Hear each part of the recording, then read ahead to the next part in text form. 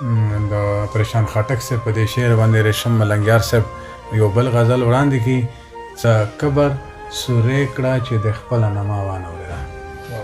کبر سورې کړه چې د خپله نامه وانورېده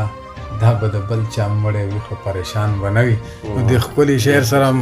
ملنګیار صاحب یو د خپل ښکلی مننه پیر صاحب ډېره مننه تاسو غزل نه مخکې دوه شعر دي چې یو دانه ده چې مرغان په هوا ګرځي یو دانه ده چې مرغان په هوا ګرځي نن سبا خو انسانان په هوا ګرځي او چې لږ غونې شهرت وموند ګوره چې لږ غونې شهرت وموند ګوره نابالغه شاعران په هوا ګرځي ډېره غزل دی چې د ژوند یوه کښتۍ ده موږ سپاره پکې روان یو د ژوند یوه کښتۍ ده موږ سپاره پکې روان یو د ځان سره ګوڼېږو وي خو ده پکې روان یو مننه او چې مې عقل ځای ته رسي نو هر سره نه بېځای شي چې مې عقل ځای ته رسي نو هر سره نه بېځای شي کارونه د دنیا ته خورو مازغه پکې روان یو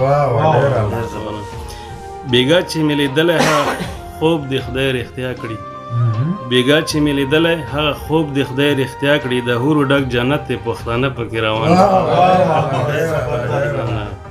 او اذان سره یو دی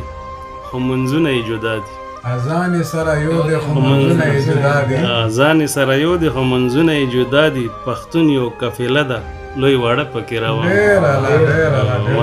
مننه چې جګ د غلامۍ ښه په زور کړو را په غاړه چې جګ د غلامۍ ښه په زور کړو را په غاړه په ویاله ټنډه زو درانه پکې روان مننه او